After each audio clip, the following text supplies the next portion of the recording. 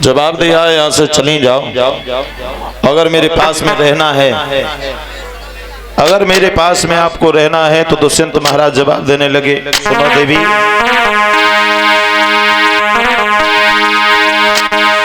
मेरा अंतिम जवाब ये है, और रहना हो तो प्रमाण लाओ, रहना हो तो प्रमाण लाओ।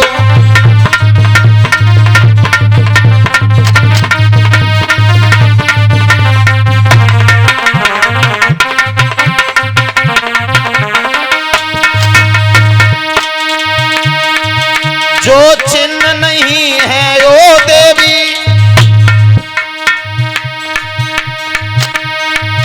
जो चिन्ह नहीं है ओ देवी, मर्जी हो वहां चली जाओ, मर्जी हो वहां चली जाओ।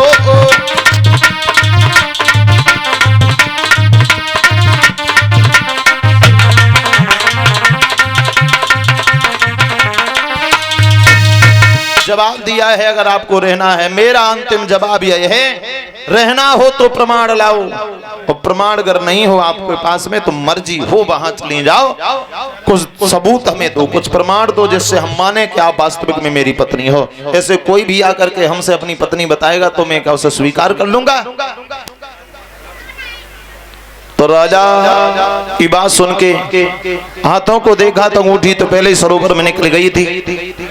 आंखों में आंसू भर के बोली, महाराज एक भी सारा था, अब ये सामने आपके बेटा है, तो बेटा को पहचानो। बोले बेटा से कोई फर्क नहीं पड़ता, मैंने कुछ तो दिया होगा। हाथों में अंगूठी वो भी नहीं रही, नौकरों से मंत्री से जवाब दिया, इसे उठा करके बाहर फेंक दो। हाथ जोड़ के आंखों में आंसू भर के अपने पति को प्रणाम करके फिर वहां से वो चली है शकुंतला, और वापस कण्व ऋषि के आश्रम की तरफ चली, और महाराज से कहती जाती है, देखना महाराज, एक दिन आपको पश्चाताप होगा, आप प्रायश्चित करेंगे, आपको हमारी याद आएगी, तो आप बड़े परेशान होंगे, और एक दिन आप खुद हमें ढूंढते हुए अब आएंगे। मैं नहीं आऊंगी, मैं नहीं आऊंगी, आप खुद हमें ढूंढते हुए आओगे। और सही बात है सज्जनों, नारी में, औरत में बहुत शक्ति होती है।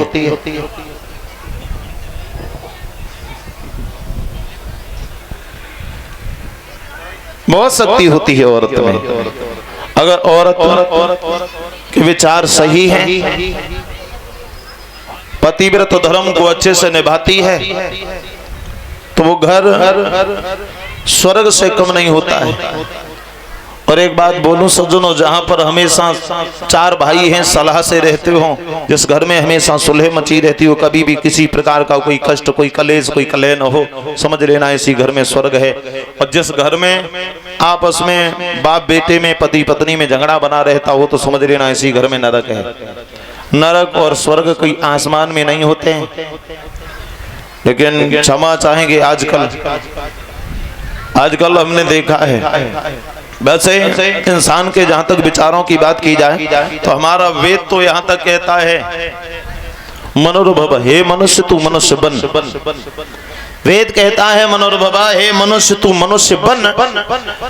वेद ने ये कभी नहीं कहा कि घोड़ा तू घोड़ा बन जा, हाथी तू हाथी बन जा, कुत्ता तू कुत्ता बन जा, गधा तू गधा बन जा। किसी के लिए नहीं कहा है तो सिर्फ मनुष्य के लिए कहा है, हे मनुष्य तू मनुष्य बन। तो इसका सीधा सा अर्थ है कि हम मनुष्य का शरीर धारण करने के बाद भी मनुष्य नहीं है। अगर हम मनुष्य पहले से ही होते, शरीर लेकर के मनुष्य हो जाते, तो वेद ये कभी नहीं कहता है कि तू मनुष्य बन। तो मनुष्य हम कब बनेंगे? जब हमारे हृदय में इंसानियत होगी। इंसान तो है, लेकिन इंसानियत नाम की कोई चीज नहीं है, कोई मानवता नहीं है, कोई अच्छे विचार नहीं है। लूट घसूट, चोरी, ठगी, डकैती, बेईमानी, चुगली, चोरी, इन सब में लगे पड़े हो तो समझ लेना मनुष्य का शरीर धारण करने के बाद भी हम मनुष्य नहीं है। विद्वान कहते हैं कि आदमी के खौफ से डर रहा है आदमी के खौफ से डर रहा है आदमी, और आदमी को मार कर घर भर रहा है आदमी हंसाता रुला रहा है आदमी, और समझ में नहीं आता है क्या कर रहा है आदमी। ईमानदारी से बताओ परीक्षित महाराज जी, आदमी का दुश्मन कौन है? कोई जानवर, कोई कीड़े मकोड़े, कोई पशु पक्षी। इंसान का दुश्मन कौन है? न कोई जानवर है, न कोई कीड़े मकोड़े हैं, न पशु पक्षी हैं। अगर एक इंसान का कोई दुश्मन है तो सामने दूसरा इंसान। आदमी का दुश्मन आदमी है, और जहां आदमी का दुश्मन आदमी हो सकता है तो समझ लेना कि तुम आदमी नहीं हो, तुम मानव ही नहीं हो, तुम तो राक्षस हो जो एक दूसरे से घृणा करता हो। और वैसे दादा विचार आदमी के कभी कभी इंसान कहने लगते, कभी कभी आदमी कहते हैं कि क्या करें महाराज, जमाना ही खराब हो गया, जमाना। तो हम यही कहते हैं जमाना यदि खराब हो गया है तो जमाना देखा, जमाना कैसा होता है, कहाँ है जमाना, किसी को मिला? जमाना कुछ होता नहीं है। अगर आपको कहना है कि जमाना खराब है तो ये ना कहो जमाना खराब, ये कहो कि हमारे और आपके विचार खराब हो गई, बुद्धि खराब हो गई। जमाना कोई होता ही नहीं है, जमाना है हम और आप खुद। जहाँ इंसान के विचार दिन रात दूषित होते जाते हैं, व्यभिचार की तरफ बढ़ते जाते हैं। और पहले पुराने समय में हमारी माताएं बहनाएं जो हुआ करती थी, बड़ी ही पतिव्रत धर्म को निभाने वाली होती थी, जिनके इतिहास आज भी शास्त्रों के पन्नों पर छपे पड़े हैं। भैया महर्षि मनु कहते हैं मनुस्मृति में, औरत का अधिकार पुरुषों की अपेक्षा कितना होता है? औरत का अधिकार पुरुषों की अपेक्षा कितना होता है? औरत जो होती है, मनु स्मृति में महर्षि मनु कहते हैं, उपाध्यायात 10 आचार्य आचार्याणाम सतम पिता सहस्त्रम तु पितृन माता गौरवेण। उपाध्यायात 10 आचार्य, यानी 10 अध्यापक के बराबर एक आचार्य होता है। कितना? 10 अध्यापकों के बराबर एक आचार्य होता है। आचार्याणाम सतम पिता, 100 आचार्यों के बराबर एक बाप होता है। और सहस्त्रम तु पितृन माता गौरवेण, 1000 बाप के बराबर एक माँ का दर्जा होता है। तो औरत का अधिकार पुरुषों से 1000 गुना है, 1000 गुना ऊपर है। माताओं का अधिकार पुरुषों से 1000 गुना ऊपर है। लेकिन हमने एक जगह देखा, क्षमा चाहेंगे कि बुराई नहीं कर रहे, हमने एक जगह देखा तो हमारी माताएं बहनाएं सब प्रदर्शन पे खड़ी हैं, बोले हमें भी अधिकार चाहिए, मैं भी आजाद रहना चाहती हूँ, मैं भी किसी पुरुषों से कम नहीं हूँ। तो महर्षि मनु पहले ही कहते हैं कि पुरुषों से कम नहीं हो, पुरुषों से 1000 गुना ऊपर हो, लेकिन फिर भी अधिकार मांगने की बात करती हैं और झंडा फहराएंगी कि मुझे भी अधिकार चाहिए। और कहती हैं राम को मैंने पैदा किया, कन्हैया को मैंने पैदा किया, राम और कन्हैया जितने भी देवता आए हैं तो हमारी वजह से आए हैं। एक बात बताओ भैया, एक बात समझ में ना आई, अगर राम को आपने पैदा किया है तो रावण को हमने पैदा कर दो। अगर राम को जन्म देने वाली एक माँ है तो रावण को भी जन्म देने वाली एक माँ है। कन्हैया को आपने पैदा किया है तो कंस को जन्म देने वाली भी एक माँ है। भैया रही बात अधिकार की, तो अधिकार तो 1000 गुना वैसे ही ऊपर है। और हमें नहीं लगता है कि आजादी की बात करते हैं, आजादी की बात करती हैं तो वैसे हमारे गांव देहात जो हैं उनमें आज भी सभ्यता है। और कहीं आप शहर बाजार में जाना, शहर बाजार में जाना तो हमारा पहनावा इतना बदल गया है, इतना बदल गया है। क्या हमारे पूर्वजों ने इसी दिन के लिए खून बहाया था? क्या हमारे पूर्वजों ने इसीलिए खून बहा करके आजादी हमें दिलाई थी कि आगे चल के हमारी पीढ़ियां रोड पे नंगी घूमे? दिन रात हमारे विचार दूषित होते जाते हैं। हमारे पूर्वजों ने अपना खून बहा करके हमें आजाद बनाया। आजाद तो हम हैं। और रही बात आजादी की, तो ऐसी आजादी से मुझे लगता वो गुलामी अच्छी थी जिसमें माताएं कम से कम अपना बदन तो ढक के रहा करती थी। भैया बड़े बड़े हमारे राष्ट्र में वीर योद्धा हुए जिन्होंने हमारे देश की खातिर कुर्बानी दे डाली। महर्षि दयानंद जी ने आवाज उठाई थी, अंग्रेजों भारत छोड़ो, जहर दे करके मार दिया। भगत सिंह को फांसी के फंदे पर लटका दिया। भैया के जो भारत शान पे मरो है और इज्जत ना गई है मेरे देश की। जो भारत शान पे मरो है, इज्जत ना गई है मेरे देश की।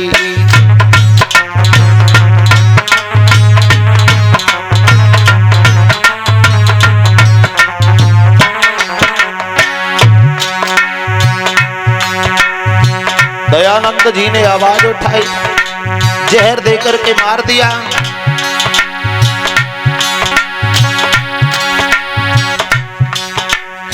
लक्ष्मीबाई को देखो जो अमर कर गई झांसी।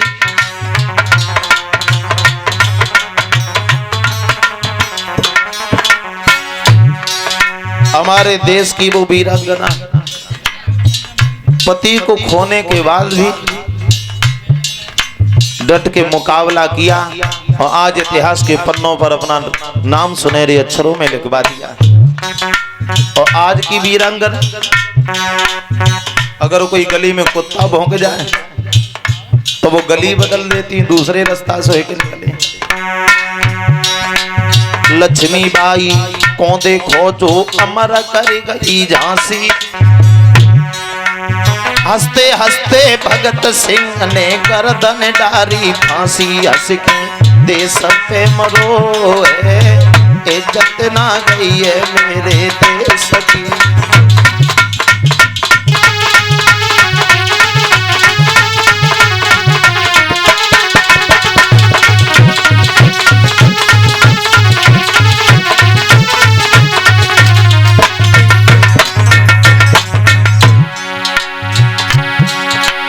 कौन से ही अपराध जो अंग्रेजों ने किए नहीं, ए दुर्भाग्य की दयानंद जी ज्यादा दिन तक जिए नहीं। ए दुर्भाग्य की दयानंद जी ज्यादा दिन तक जिए नहीं।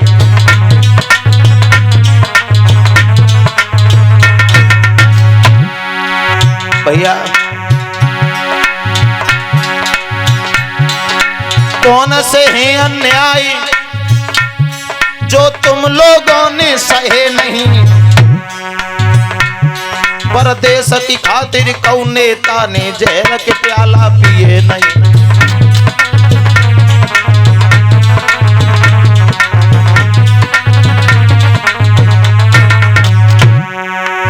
आज भी बड़ी बड़ी पार्टियां हैं, सब काम करते हैं। अगर बॉर्डर पे अगर कोई शहीद होता है तो गरीब किसान का बच्चा, किसी नेता का बच्चा कहीं शहीद होने नहीं जाता है वहां पर। हमारे देश के वो महर्षि दयानंद हंसते हंसते देश की खातिर जहर पी गए।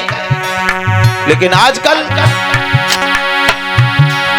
कौन से ही अन्याय जो तुम लोगों ने सहे नहीं। परदेश की खातिर कौन नेता ने जहर के प्याला पिए नहीं।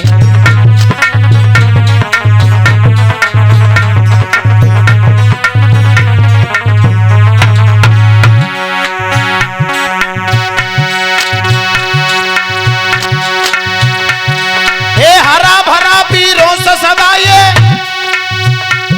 और प्यारा हिंदुस्तान रहा। सब देशन में देश हमारा भारत ही बलवान रहा।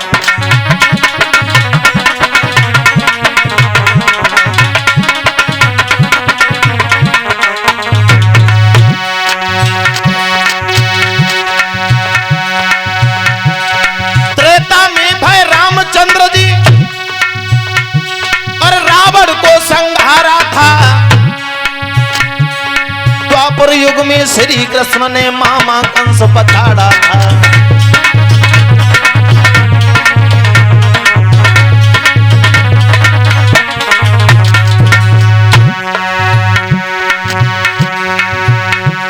सतयुग, त्रेता, द्वापर, कलयुग और चारों युग हनुमान रहा। सब देशन में देश हमारा भारत ही बलवान रहा।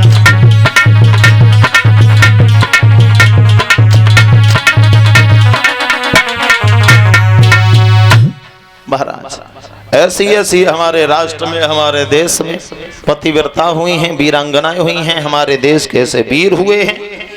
आज महाराज को काफी समय के बाद में एक मछुआरे को मछली मिलती है उसी सरोवर में, उसका पेट फाड़ा, उसमें अंगूठी निकली, महाराज को दी। महाराज ने उस अंगूठी को पहचान लिया कि ये तो मैंने दी थी। याद आई पूरी पिछली बात, अंगूठी को लेकर के चली कण्व ऋषि के आश्रम में। तो क्या देखा है, वो बच्चा को जवान को सयाना हो गया था।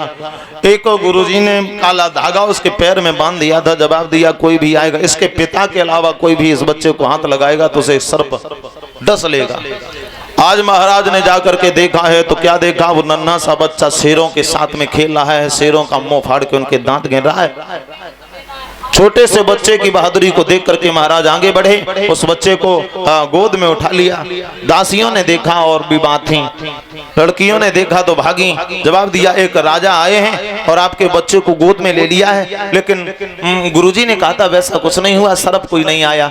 समझ गई शकुंतला कि हमारे पति आए हैं, भागी और भाग करके पहुंची, अपने पति को प्रणाम किया, पैर छुए। जवाब दिया खैर कोई बात नहीं, आपको आखिर याद तो आ गई है। तो ऐसे वीर हमारे राष्ट्र में हुए जिनके नाम से हमारे देश का पहले नाम था आर्यवर्त, फिर भारत। अब भगवान की कृपा है, अब इंडिया है।